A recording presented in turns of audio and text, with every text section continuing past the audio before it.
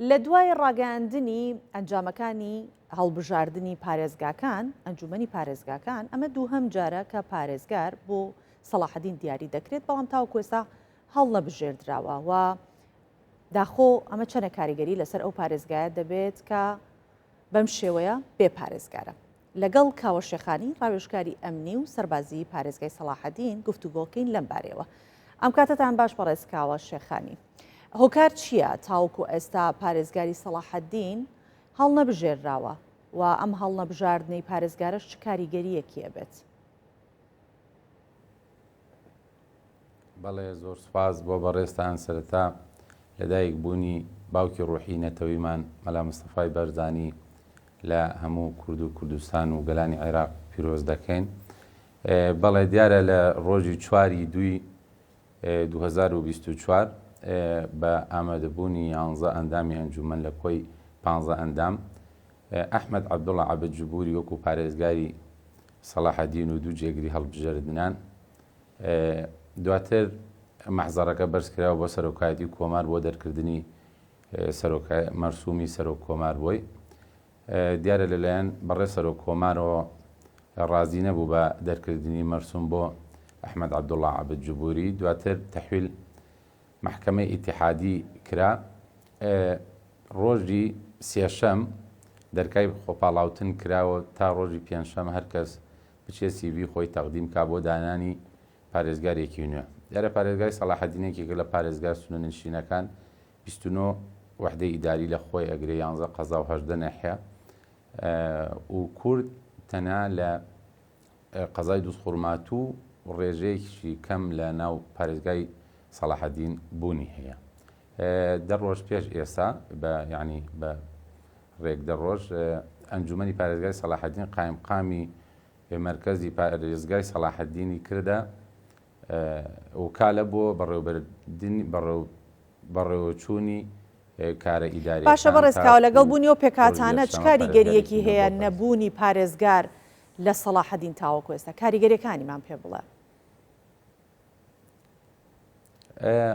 کاریگەری ئەو تۆی نییە چونکە وەک ئاماژەم پێ کرد ڕێکارە یاسایەکان تەواو نەبووە کە ئەحمەد عەبدوڵڵا جوبوری وەک پارێزگار دەست بەکار بوو. دواتر بەرزۆکرا بۆ سەرۆکایەتی کۆمار سەرۆکایەتی کۆمار ڕەفزی کرد مەرسومی بۆ دەرکا. یعنی بەو شێوە گەورە کاریگەری لەسەر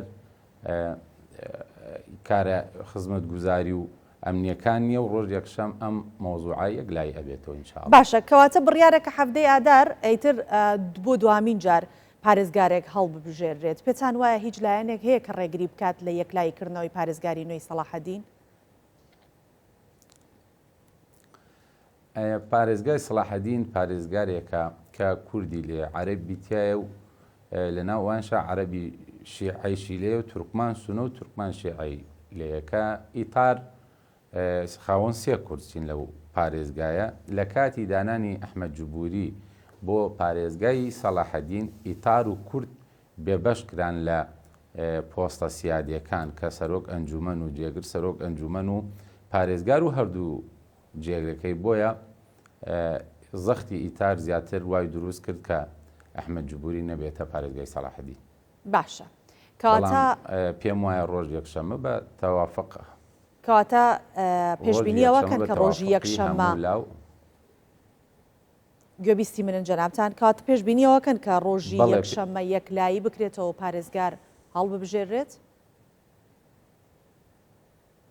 بەڵێ ئینشاءڵڵا یعنی ڕۆژ یەکشەمە پارێزگارێک هەڵەبژێرێ و بە بەربژێری بە قووەتیش لە نێو بربژێرەکان بەڕێز بەدر مەحموود فەحل جوبوریە ناوبرا و ئەندامی دەستەی مەسالەوەی عەدالەی عێراق و لەسەر حیزبی جەماهیرە.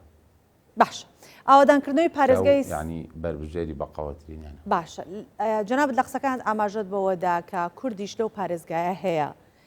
ڕۆڵی کورد لە ئاوادانکردنەوەی پارێزگای سەلاحەدین چییە؟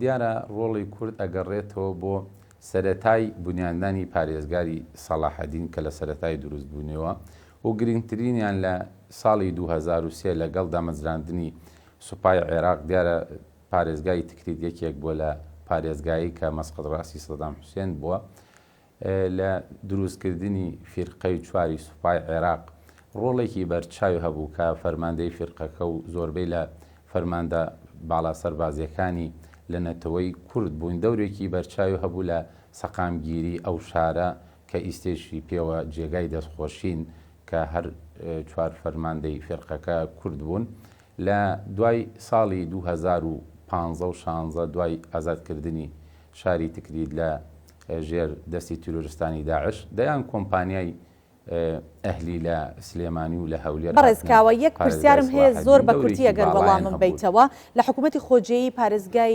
سەلاحەتین پێتان وایە چ پۆستێک بە کورد بدرێ ئەگەر بە کورتی وەڵامم بدەیتەوە